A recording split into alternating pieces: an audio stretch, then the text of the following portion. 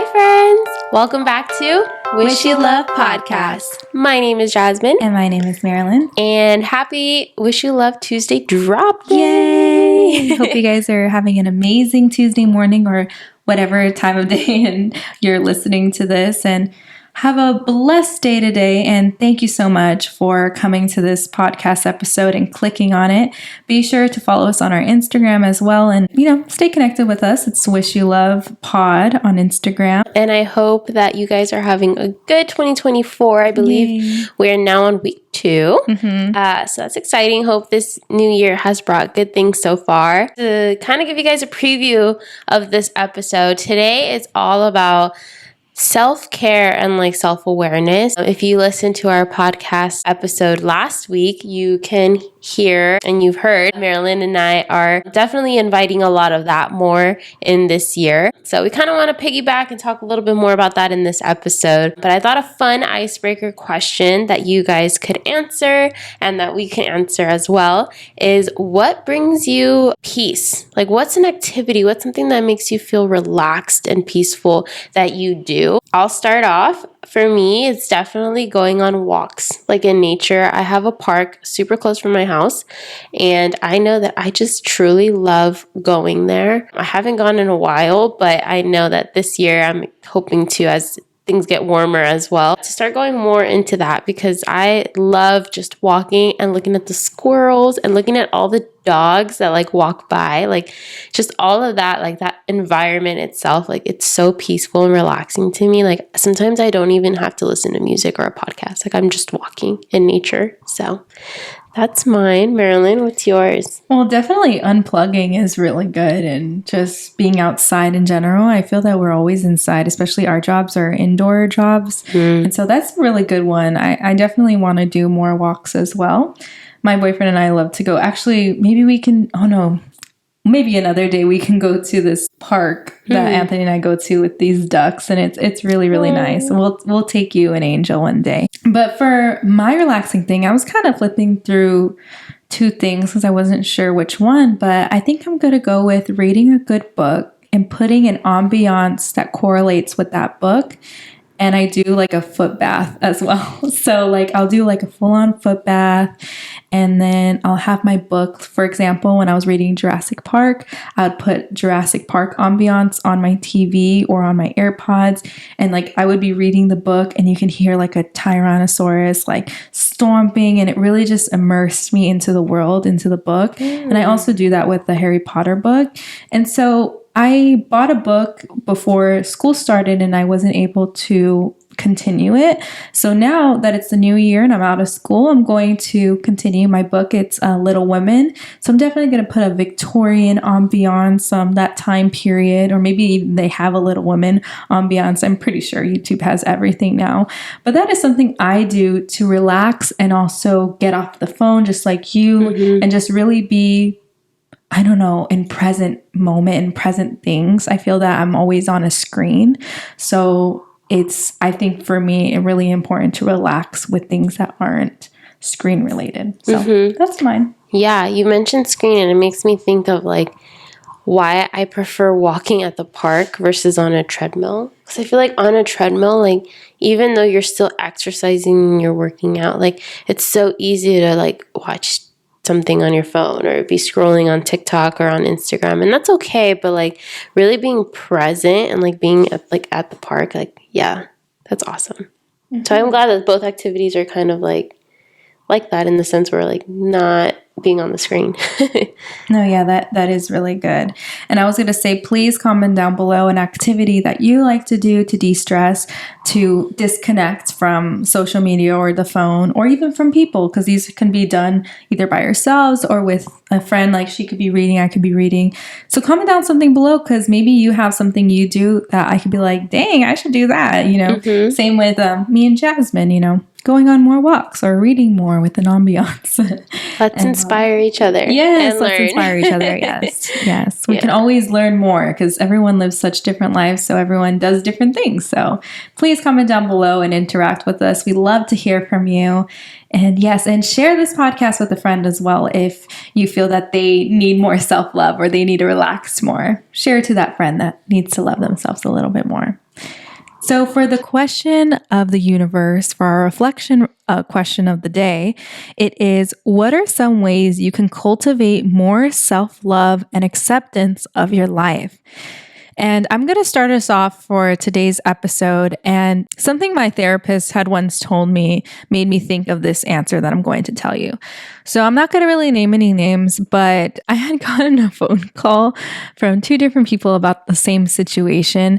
And it was a situation where I didn't do something purposefully. It wasn't even a big deal. It was not, I didn't hurt anybody. I didn't say anything. I was really they just wanted me to do something else than what I did. And I was already not home. There's no way I can fix what I did or whatever the situation was. And I was telling my therapist, I don't know why I was so anxious. And every time I have anxiety, I beat myself up about it because I tell myself, Marilyn, you're safe. Marilyn, you're okay. Like, why are you anxious? There's no reason to be anxious, right? But something my therapist told me that I really want you guys to reflect is she told me, well, Marilyn, you have to think of the traumas that you've been through. And maybe you listening haven't been through a trauma, but take the word trauma into things, the situations you have been through, or maybe you have been through traumas. But she told me, think about the traumas that you have been through. Growing up my whole life, the littlest thing can turn into the biggest thing in the world. The cops will come. Somebody got smacked in the face. Like, the craziest things will happen over the littlest tiny thing.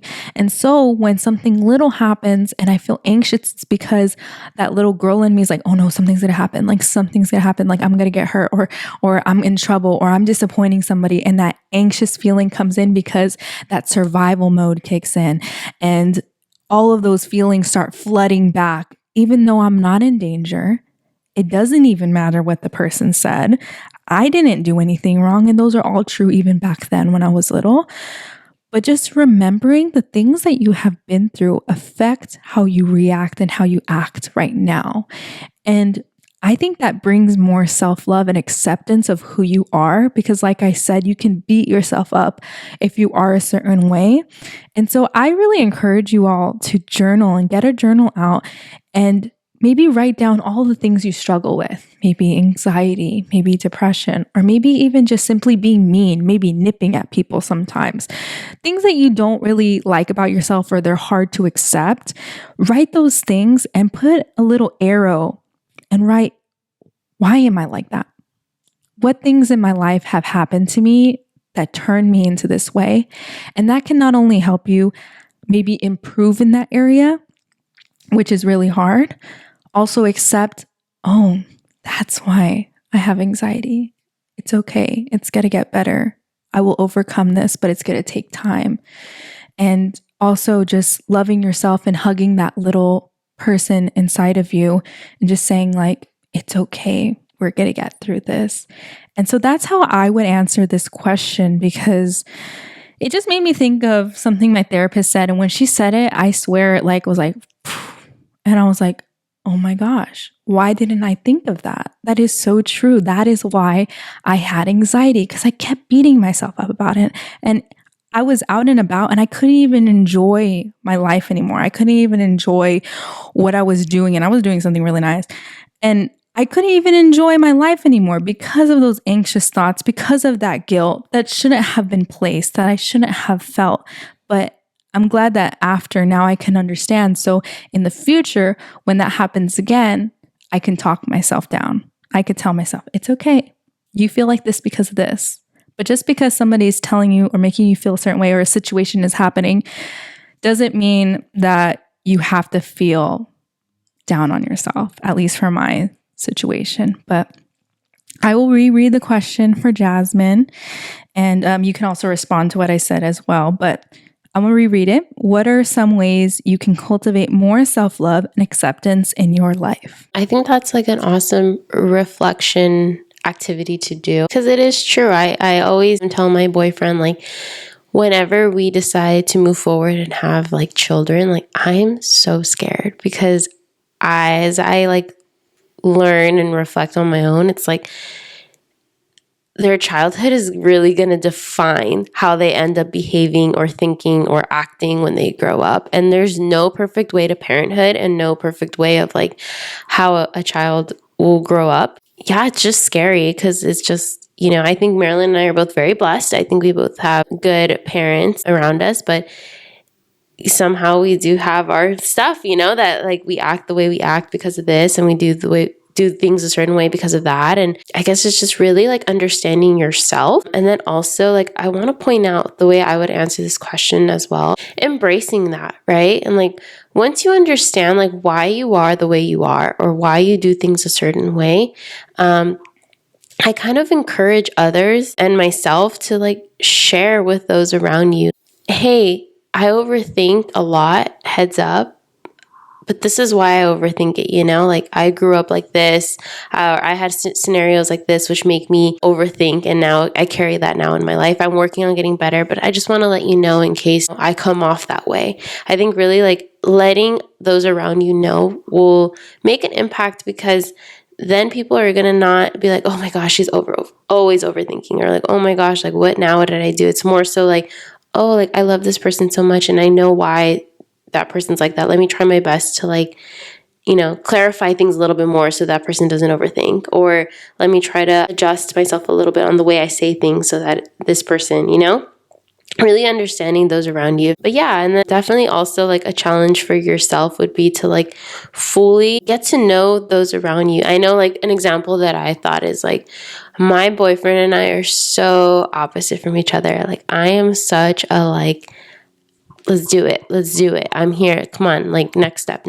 And he's more of a, like, I'm taking it day by day. Like, I'm going to like live in the present. And sometimes it can be frustrating because it's like we live so differently and we think so differently. Like, the same situation, we have different like ways of thinking of that situation. But also it's like, again, like, I know why he is the way he is, and I love and respect that now of him, where sometimes like when I'm about to burst because he didn't do it the way I wanted to, or, you know, would hope, it's like taking the time to be like, Jazmine, relax. Like, he didn't grow up that way, right? He doesn't know, and he's not me, like, right? Like, he has different ways of being, and I have to learn to accept that, and I have to learn to talk to him in a certain way so that it's not just me exploding, you know, getting him in trouble or getting mad or anything of that. Like, it's just like really understanding who you are as a person and who those around you are, so that life can be a little smoother and like lots of love around all of that, and like acceptance.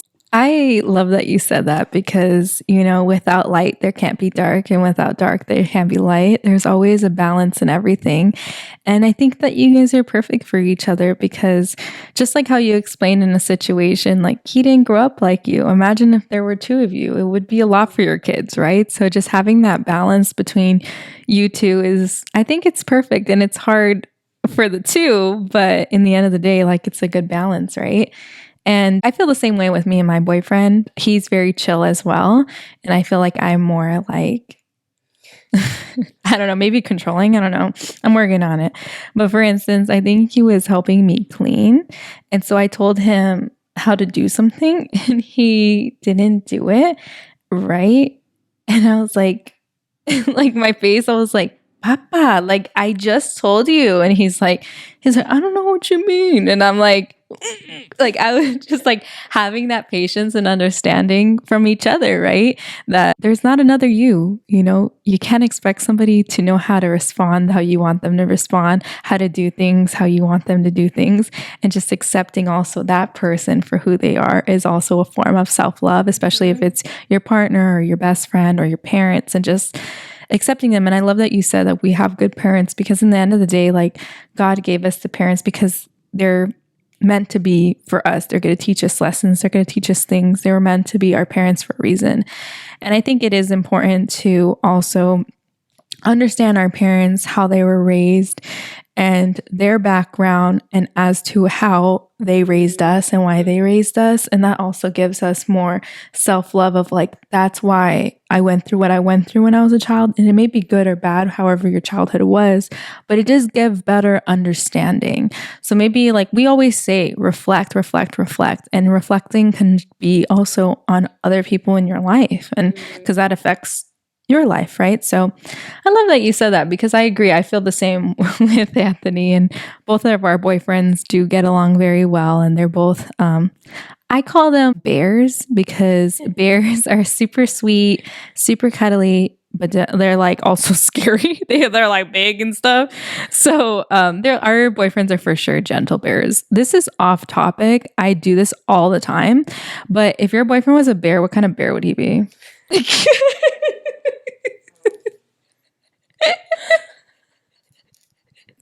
I always tell Anthony he'd be a black bear.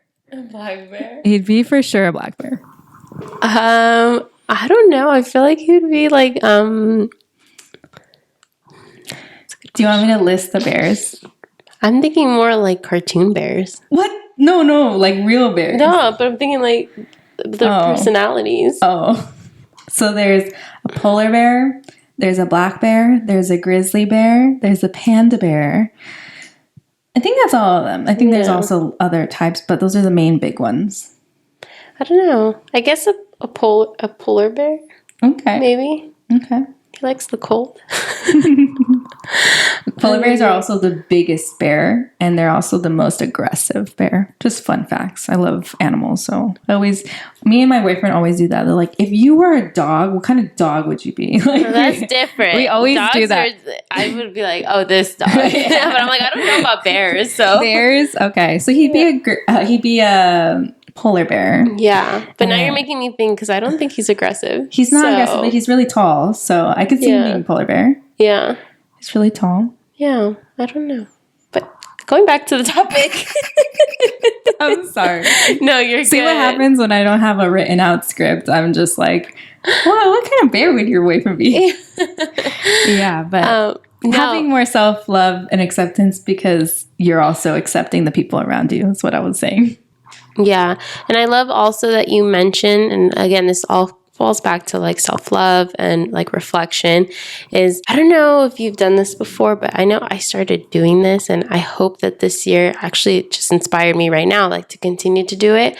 But sometimes I like to have conversations with my mom or my dad and like ask them questions like, what was your first job? How did that feel for you? Or what were some, like asking them certain questions, or those around you, right? Your partner, your parents, your grandparents, cousins, all that. Like just understanding a little bit more of how they grew up and why they are the way they are, and why, like that also will get a little bit more into like acceptance of that person, and saying like, oh, for me, for example, like my mom's very tough. Like she just grew up with she grew up too fast, and that's what I've learned from her story. Like she didn't really get to have a childhood. Like she grew up really, really fast, which makes her tough now. But that makes me understand now, where I'm like, sometimes when she says certain things, it's like, ugh, it's not what you say, it's how you say it, Mom. But then it's like, wait, I know it comes with love. It's just, she's just tough. It's hard for her to like,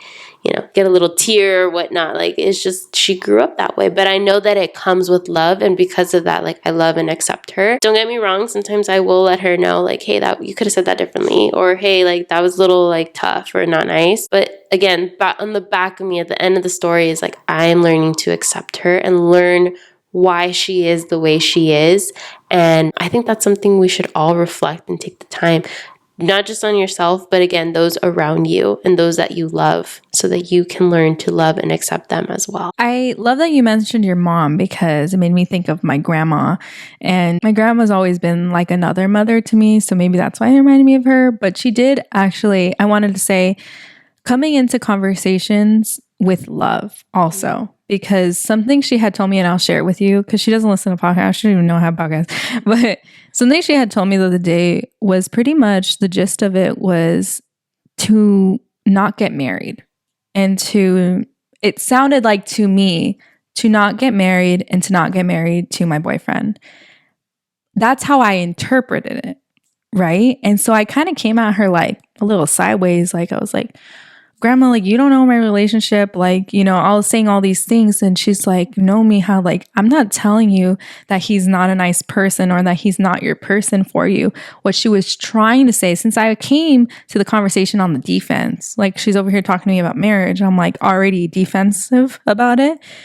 Instead of coming in a manner of love, what she was actually telling me was like, no, Mija, like, I'm not telling you to not marry him. I'm telling you to make sure if you do, that he's your person, because marriage is a sacred thing. And she started crying. And it was because reflecting on her life, she regrets who she married.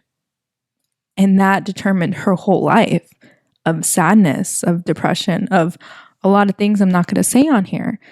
And so coming from that perspective, she's like, Mija, when I die, I want you to be happy. I want to make sure that you're okay, that you're living a life that your husband's going to treat you good, that he's going to take care of you, that you're going to be happy. And so if I would have came, and I love that she explained herself, thankfully, but I didn't come in a manner of love. I came in a manner of defense. But after that, I did thank her for explaining and telling me that, because I was like, I understand now, Grandma. I understand, like, this is your experience and you don't want me to experience that, because it's her biggest regret, you know, even though she had her kids and she had me, like that was the positive, but there was so much pain. And a lot of times women are that sacrificial lamb, and she didn't want me to be that. She's like, you don't have to be that, you know, you don't have to go through so much pain in order just to, in the end, other people to have a good life like me. Right. But luckily, I'm with an amazing person, but coming in a manner of understanding other people and how they come at you, and knowing that obviously we're talking about family, friends could be different, right? Not all people wish you love, but like your mom, your grandma, other people, like they love you and they want the best from you. And yeah, she could have came at it in a different way, because she didn't explain herself well. But I love that you mentioned your mom, because I can relate it to my grandma, and I'm sure you can relate it to a family member. And so what I really want to do moving forward is, when people talk to me, come in a manner of love, until, like, obviously if something is said and you're like, okay, well, that was a little mean, and you could talk about it. But also you were saying to ask questions. I think out of all the grandkids, I know the most about my grandparents, because they just kind of talk to me about their life. But I also wanted to say something that I want to do this upcoming year is to buy a memory and to record like my mom answering questions, my dad answering questions, my grandparents, because you never know, like, when your parents and family members will pass. So just having those videos of them talking about something is really, really nice. And I thank you for reminding me of that, because that's something that I really want to do. It makes me think also, like, going back to like knowing like who you are, why you act the way you act, specifically going down your like generation, right? A lot of times it's passed on characteristics and traits. Now, I've always heard some people, and generational trauma or cycles, right? Some people will be like, nope, I don't like this. I'm not raising my kids like this. But I would say oftentimes, like, you know, I think back of my grandpa, and my grandpa's very similar to where my mom is. And now I see traits of my mom and my grandpa and me, and like, you know, et cetera, et cetera. Who knows? Maybe like my grandpa's mom or dad was like that too. So point is just like, yeah, really reflecting and understanding and asking those questions around those that you love to ultimately have, I like what you said, like, come with me with love. Like, I think it's natural for people to come with like defense, like, whoa, what do you know, like, but like come with love first, and like understand, like have those conversations. Like, communication is so important, but on top of that is like taking the time to really listen to what they're saying, right? Not say like, okay, I'm gonna let you talk, but then in your mind you're like, nope, I'm right, like I'm, you know, defensive.